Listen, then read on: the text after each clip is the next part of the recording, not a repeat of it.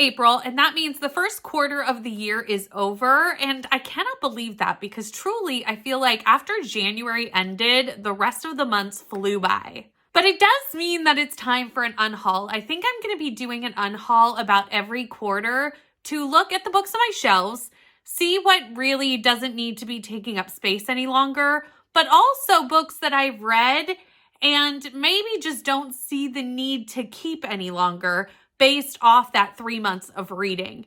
So that is where this stack, I have quite the stack off camera, has come from. I have 20 books that I am going to unhaul, and we are going to talk about each and every one and why I've decided to get rid of it. The first one is The Genesis of Misery by Neo Yang. I read this for a blind date with a book vlog. So obviously with blind dates with a book, it is hit or miss sometimes whether you like it. In that vlog, I liked one. I'm keeping that one.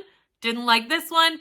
Gonna get rid of it. This one, I did not really appreciate the narrative of this. I wanted the main character to question a lot more, and the story just fell really flat for me overall. And I ended up giving it 2 stars, and there's really no reason for a 2-star book to take up place on my shelves. And probably I will end up taking these to various book swaps, and I do kind of want to go to some little free libraries soon, so hopefully somebody will like this more than I did when they come into contact with it. The Third Wife by Lisa Jewell, I actually have not read, and I do really like Lisa Jewell's books, but this is a very old release, and I think at this point, I will probably just pick up newer releases as I feel the need to read them versus having older releases on my shelves. It's just going to keep sitting there, and I'm going to just keep passing it over for newer releases when I do feel like picking up a thriller, which isn't that often. Also, this copy is not in the best of condition. I got it used,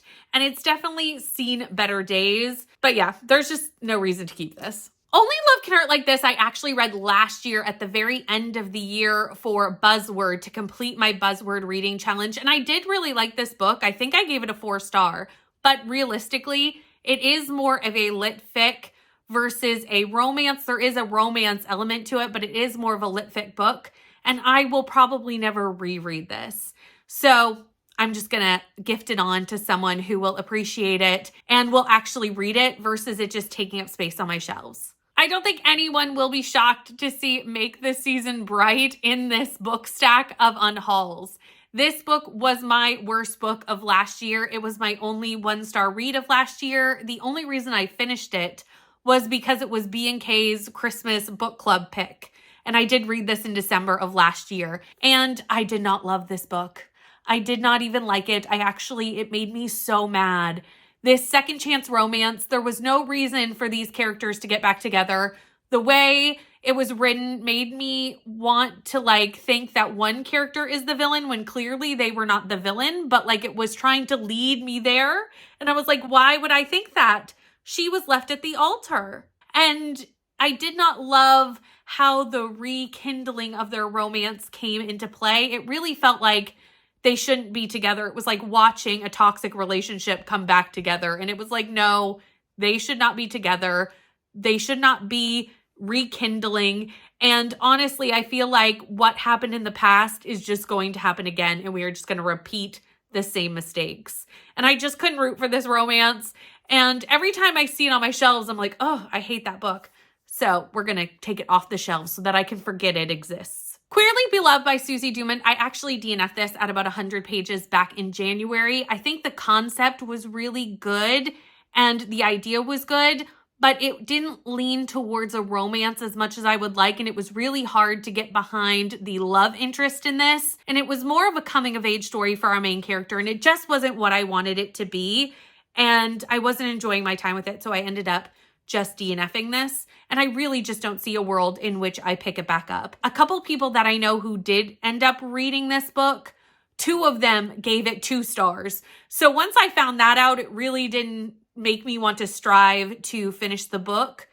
And yeah, I just don't see me ever trying to finish it. So off it goes. The Undertaking of Heart and Mercy, I just read last month for the Genre Blend Comp Club. And this was a fine book. I gave it 3 stars. It was totally fine.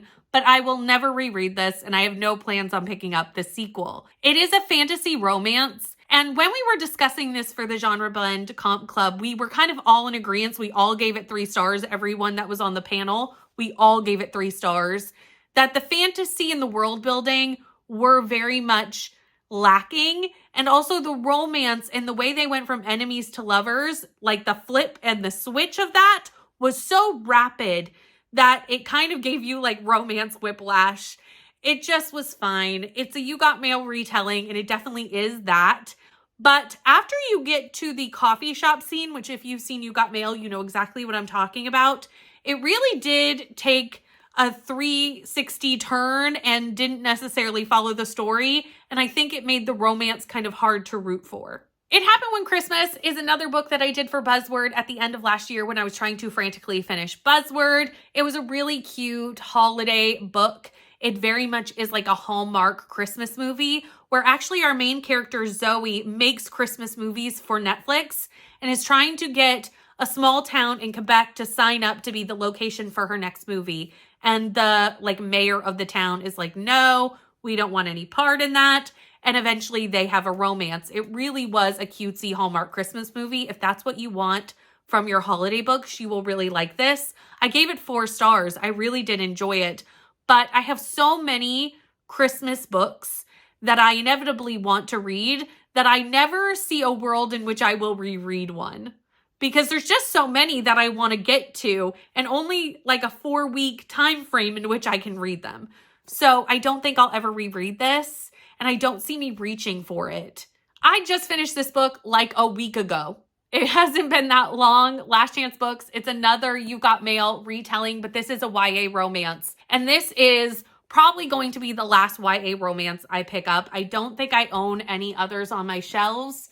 And truly, I'm just not the age demographic for YA romance. I don't care about the shenanigans of teenagers. I can still do YA with fantasy and still do YA with mystery thrillers because there's enough outside plot and world building and other things going on that keep me entertained. But with a YA romance, it really is just the romance and shenanigans of teenagers. And even if it's a really good YA romance, which I actually think this probably is one, I just don't care. The part of this I did enjoy was definitely the You Got Mail vibes, and also her family, our main character's family dynamics was really interesting. But I am done with YA romance. I need to just give up. I am too old for YA romance, officially. It's officially happened. I also read Deep End in March, and this was for B&K Book Club. The book club books in March are all heading into the Unhaul stack. Was not a good month for book club books. This makes me sad because I do love Ali Hazelwood, and I will continue to pick up Ali Hazelwood books. I definitely will, but this one did not work for me. I felt like the romance really just felt very cringy to me, and not because of the sexual content in this. I actually had no issues with the sexual content in this.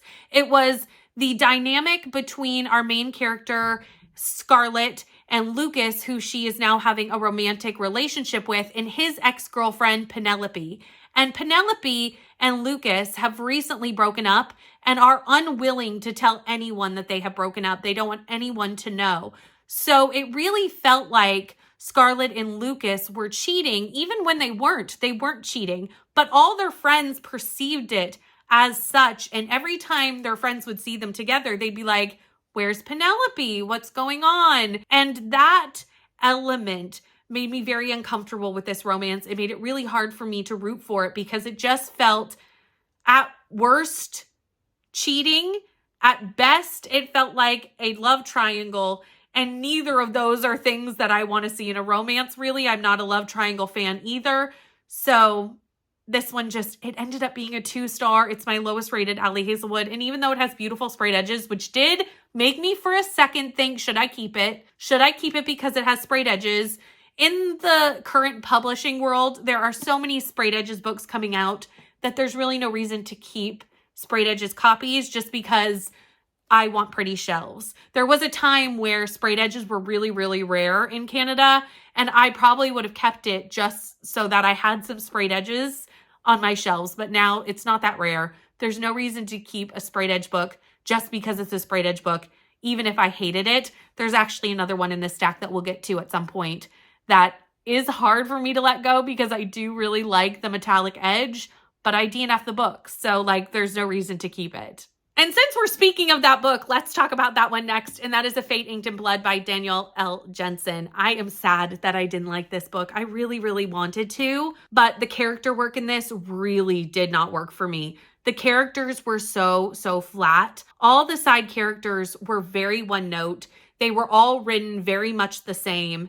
And none of them were likable, which is fine, but you needed to give me more if they were going to be such a large part of the plot. And they were a big part of the plot for side characters, and they were all very flat.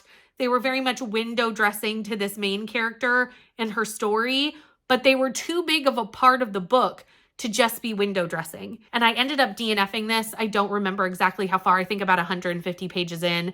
And I'm glad I did try this out before the next book came out, because I think I would have bought the next book to have the matching sprayed edges. Then I would have picked this up, found out it didn't work for me, and been kind of disappointed that I ended up spending money on the next book. So I'm glad that I picked it up when I did, because it was fairly recently, and I know the new book is coming out very, very soon. Even though this was mythology inspired, which I do tend to like a mythology book, it didn't work for me character-wise. Speaking of DNFs, and as you can see, this one still has a bookmark in it because I still need to film my DNF diaries for TikTok for this video. So like literally I just DNF this as of filming this, is To Shape a Dragon's Breath by Monoquill Black Goose. This started off so strong for me, and it makes me so sad that I ended up DNFing it because it started off really, really strong. We have Anacus, who finds a dragon and sees a dragon. The dragon gifts her an egg. She ends up becoming a dragon like rider or a dragon like owner, and has to go to a dragon school to learn how to control her dragon. And the dragon school is run by colonizers. So we have a lot of commentary about colonization in this book. The commentary was really good. I was really happy that we dived right into the dragons. That pleased me so much. I was like, oh, we're diving right into the dragons. The commentary is good. I was sold. And then about 150 pages in, we kind of pivoted away from the dragons, and the dragons were there, but they were almost just like pets that kind of followed along our main characters. And we were really focused on the society ways.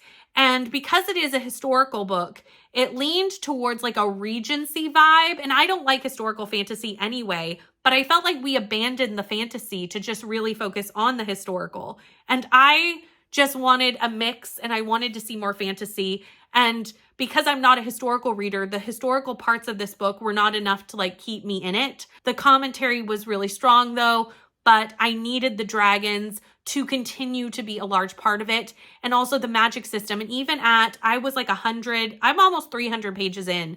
And it got to the point that I still didn't know anything about the magic. I still didn't really know much about the dragons because we had just abandoned them. And I need to have fantasy in my fantasy books. And I felt like we had kind of lost that. So this was another DNF. I've been in my DNF season this year. I've been DNFing a lot of books.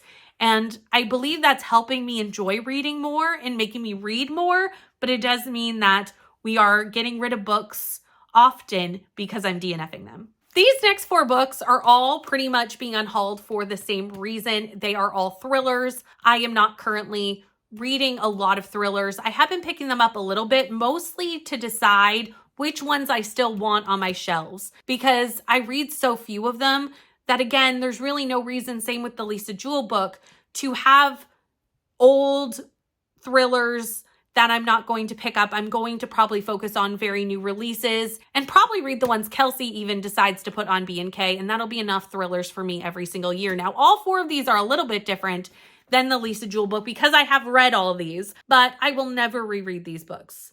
Never. And since I'm not really a big thriller reader, I don't suspect me doing a lot of videos where I would recommend thrillers. So there's no reason to still have these on my shelves. And if I did want to recommend them, I could always, insert the picture as one does, depending on which one we're talking about, because some of these I liked more than others. So these are The Midnight Feast by Lucy Foley. I do love a Lucy Foley book, but I have no need to own them. I'm happy to just have read it. Sherry Lapina's Everyone Here Is Lying. It was a good time. I gave it 3 stars. It was fine. One by One by Ruth Ware is my favorite Ruth Ware. I know that's a controversial opinion. Most people do not like this book, but I actually gave it a 4-star. I did enjoy it, but again, never going to pick it back up. Tana French's The Searcher I read as part of Leandra's book club book for her Patreon. I'm really glad I did pick it up and read it. It was a really slow-moving, character-focused mystery, and I did really enjoy that vibe, but I don't think I'll ever pick up the sequel, and I don't foresee me ever rereading this. Then we have a series that I am unhauling. I really did enjoy Threadneedle when I read it. I believe I gave it 4 stars. I did read the novella in between, but I read that on Kindle because like the size of it didn't match. So there was no reason to like have a physical copy of it. I read that one on Kindle and I didn't really like that. It felt very unnecessary. Then when I got Shadow Stitch and saw how much longer it was, this one was already very chunky and kind of needed to be edited. This one is almost 200 pages more. I did give this a try. I did end up DNFing this.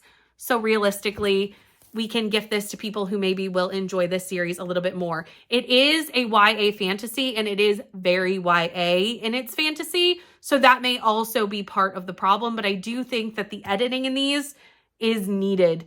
To get to the point, it takes a very long time. And eventually it just took longer than I had time to give. Because You Love to Hate Me is another book that I read in December. It was part of my Vlogmas Advent calendar reads, and it is a short story collection of various kind of retellings or reimaginings of fairy tales and like children's stories, such as like Jack and the Beanstalk, stuff like that. And it was good. I had a good time with it, but I don't think I would reread it. And none of the stories in here were so good that I would even go back and like reread one of the stories. I think I gave it 4 stars or 3 stars overall. And it was a fun time, but there's no need to continue to have this. And the last book on this stack is my first buddy read of the year. I've been doing a lot of buddy reads this year, and I was very excited to pick up this book. And unfortunately, it really fell flat for me and for most of the buddy read. And that was The Diviners by Libba Bray. I have heard great things about this first book and not such great things about the series after the first book. So considering I don't like the first book, there's really no reason to continue the series because it is considered the best book in the series and I didn't really love it. I gave it 3 stars. The vibes in this, in the setting, the 1950s setting of this book was really good. I really enjoyed the vibes, the setting, all that stuff. And I think even the audiobook narrated very well. It was a very vibesy read. But the fantasy was really lacking for me and how it all came together. You had all these magical people called diviners, and truly they didn't know what they were. They didn't know how their magic worked. They never really ever came together. I'm sure they do during the series, but I, again, am not going to continue. There were a lot of occult vibes in this, though, that I also did really appreciate. So there were things about it I liked, things about it I didn't.